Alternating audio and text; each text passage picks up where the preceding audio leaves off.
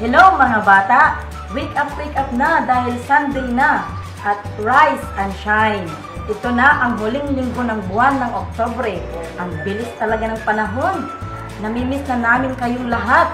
Sana kung luluobin ng Diyos ay magkaroon na rin tayo ng face-to-face service. Ngunit sa ngayon, patuloy lang nating ipagdasal ang mundo. Hindi naman natin alam kung ano ang mangyayari sa susunod na mga buwan o taon. Magtiwala at manampalataya lang tayo sa ating Diyos. Nawa ay patuloy ninyo ring hangarin ang manatili sa lilim ng kalinga ng Panginoon. Kung pakiramdam mong wala kang kasama, wala ka ng kaibigan na pwedeng lapitan, tatandaan ninyo lagi na ang mga bata na si Jesus ay laging nandyan at ang kanyang banal na Espiritu Santo ay nananahan sa ating lahat.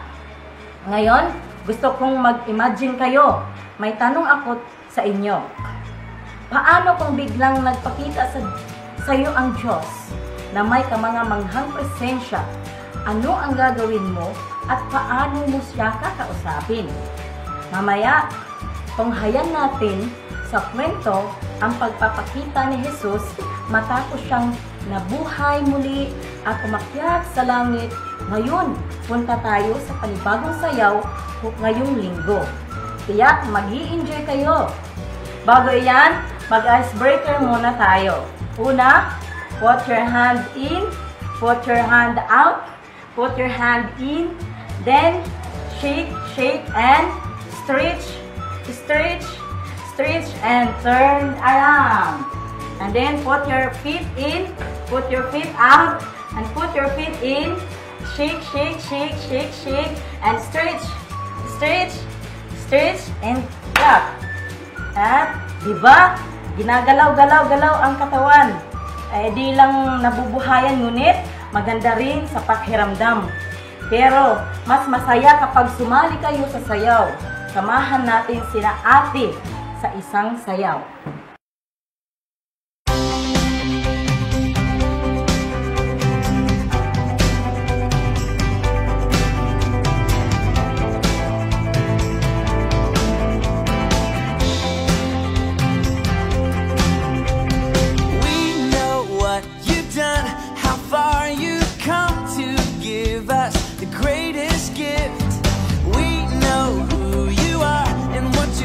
To do, and we will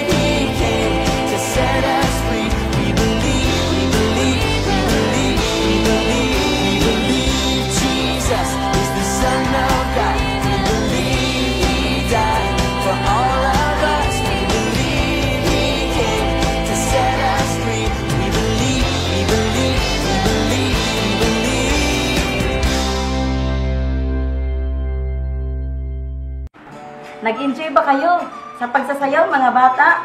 Pwede ninyong ulit-ulitin ang steps upang makabisado ninyo na ito.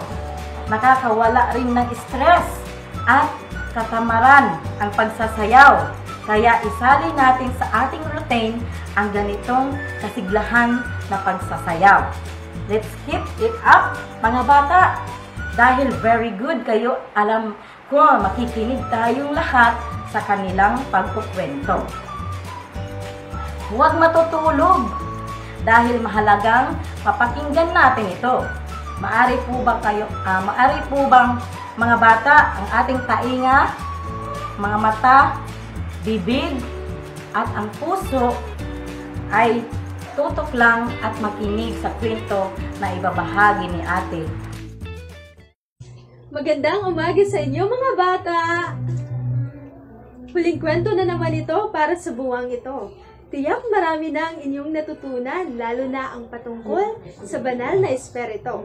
Kaya ngayon, atin namang tunghayan ang kwento ni Juan na itinapon siya sa pulo ng Patmos dahil sa pangangaral niya tungkol kay Jesus. Ang kwento ay pinamagatang John on the Patmos Island. Ito ay makikita sa aklat ng Revelation chapter 1 verses 9 to 20. So, handa na ba kayo? Pero bago iyan, manalangin muna tayo. Kamay nakadikit, uloy nakayuko, matay mo nakapikit, manalangin na tayo. Panginoon, marami pong salamat sa panibagong araw na inyong ibinigay sa amin. Salamat po Panginoon sa bagong oportunidad upang ikay aming mapapurihan, Panginoon, at aming marinig ang iyong salita, Father God. Sana'y ikaw, Panginoon, ang magbukas sa mga puso't isipan ng mga batang ito upang lalo nilang maintindihan ang nais mong ipahatid na mensahe sa kanila. Salamat po, Panginoon. Sa iyo namin ibinibigay ang lahat ng papuri at pagsamba. In the name of Jesus, Amen. Ayan. Ngayon, sisimulan ko na ang aking kwento. So, sa pulo na tinatawag na Patmos, noong araw ng Panginoon o araw ng pagsamba, si Juan ay nagkaroon ng pangitain at narinig niya sa kanyang likuran ang dakilang tinig na parang agos ng malakas na talon at katulad ng tunog ng trompeta na nagsasabi, ang iyong nakikita ay isulat mo sa isang aklat at iyong ipadala sa 7 simbahan. Sa simbahan ng Efeso, sa Smyrna, sa Pergamo, sa Thyatira, sa Sardis, sa Philadelphia, at sa Laodicea. Si Juan ay lumingon upang makita ang tinig na nagsasalita sa kanya. At nang siya'y lumingon, ay nakita niya ang 7 lalagyan ng ilawan na ginto na sumisimbolo ng simbahan. At sa gitna ng mga ito, ay may isang katulad ng isang anak ng tao o sa Jesus na may suot na damit hanggang sa paa at may bigkis ang dibdib ng isang pamigkis na ginto din. At ang kanyang ulo at ang kanyang buhok ay mapuputing gaya ng balahibong maputi ng tupa, gaya ng niebe o yelo, at ang kanyang mga mata ay gaya ng ningas na apoy, at ang kanyang mga paa ay katulad ng tansong pinakintab, na gaya ng pinapakintab sa isang lutuang bakal, at ang kanyang tinig ay gaya ng pag-agos ng maraming tubig. Sa kanyang kanang kamay ay may 7 bituin, at sa kanyang bibig ay lumalabas ang isang matalas na tabak na may 2 talim, at ito ay simbolo ng makapangyarihang salita ng Diyos, at ang kanyang mukha ay gaya ng araw na sumisikat ng matindi. Nang siya'y makita ni Juan, nahimatay ito sa paanan ng Panginoon at ipinatong ni Jesus kay Juan ang kanyang kanang kamay. na sinasabi, "Huwag kang matakot, ako'y ang una at ang huli, at ang nabubuhay, at ako'y namatay at narito. Ako'y nabubuhay magpakailanman, at nasa akin ang mga susi ng kamatayan at impyerno. Isulat mo nga ang mga bagay na nakita mo, at ang mga bagay ngayon, at ang mga bagay na mangyayari sa darating. Ang hiwaga ng 7 bituin na iyong nakita sa aking kanang kamay, at ng 7 liwanag, ilawang ginto. Ang 7 bituin ay mga anghel ng 7 simbahan, at ang 7 ilawan ay ang 7 simbahan." Diba, mga bata? Nakakawaw yung itsura ng Panginoong Hesus base sa ating kwento. At upang mapahalagahan natin itong pangitain ni Juan, dapat muna nating maunawaan ang likas na katangian ng Diyos at ang pagiging lingkod niya. So, ang likas na katangian ng Diyos ay siya ay makapangyarihang nabubuhay magpakailanman. Hindi siya matatalo at higit sa lahat, mahal niya tayo, kaya nagpakita siya kay Juan sa pangitain upang bigyan tayo ng babala ng mga magaganap upang hindi tayo mapahamak. Kaya bilang tapat na lingkod ng Diyos ay maging masunurin tayo sa kanyang pinag-uutos kahit humantong pa ito na naitapon sa Patmos katulad sa nangyari kay Juan. Kaya nawa ay nagbigay ito ng pag-asa sa atin. Ang katotohanang ang Panginoong Hesus ay kasama natin kahit sa oras ng pagdurusa at sa hindi kaaya-ayang sitwasyon na ating nararanasan. Tayo ay may makakapitan at malalapitan sa pananampalatayang siya ay higit at dakila, makapangyarihan at banal. Siya ang Panginoong Diyos na ating pinaglilingkuran. Kaya dapat lang na maging malakas at matatag tayong lingkod na handang ibigay ang ating buong buhay sa serbisyo para sa Panginoon. Nawa'y naging malinaw din ito sa inyo, mga bata. Kung may katanungan pa kayo na hindi nyo maintindihan sa kwento, mag-comment lang kayo sa comment box at agad naman natin sasagutin ito. So ngayon, manalangin na tayo.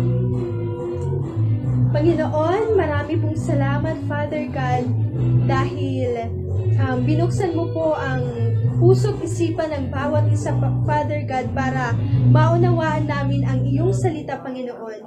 Salamat po, Panginoon, dahil sa istoryang aming napakinggan ay iyong ipinaalala, Lord God, na kasama ka namin, Lord God, kahit sa anumang hamon na kinakaharap namin sa buhay, kahit anumang pagsubok, Lord God, na dumaan sa buhay ng mga batang ito, Panginoon, ika'y aming kasama. At kailangan lamang namin na maging matatag at manampalataya sa iyo dahil ikaw ang Diyos sa tapat at kahit kailan hindi mo kami iiwan ni pababayaan man. Marami pong salamat sa panibagong aral. Salamat po sa panibagong linggo. Sa iyo po namin ibinabalik ang lahat ng papuri, ang lahat ng pasasalamat, ang lahat ng pagsamba dahil ikaw lamang, O Diyos, ang karapat-dapat na tumanggap nito. Amen. Okay, ayan. Hanggang dito na lang muna tayo. Sa susunod na linggo ulit, mga bata. Salamat sa pakikinig. God bless!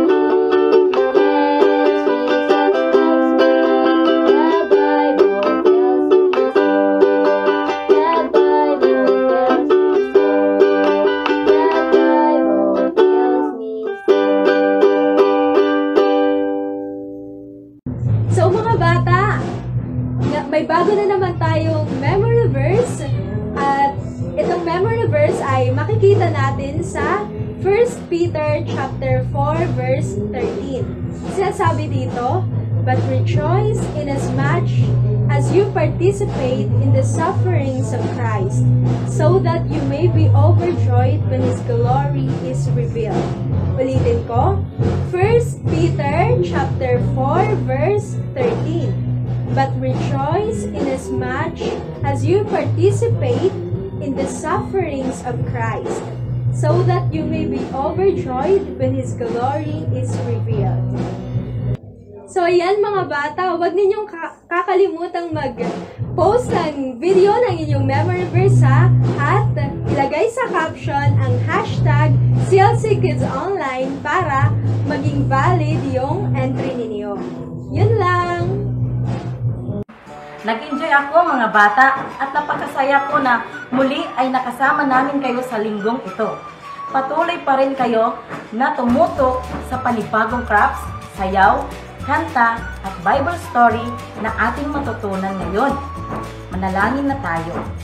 Panginoon, maraming salamat po sa umagang ito, sa magandang kwento, sa mga sayaw na nalaman namin. Maraming salamat o Diyos, sa pangalan ni Jesus. Amen. So ayan, sa linggo ulit. God bless everyone. Bye-bye!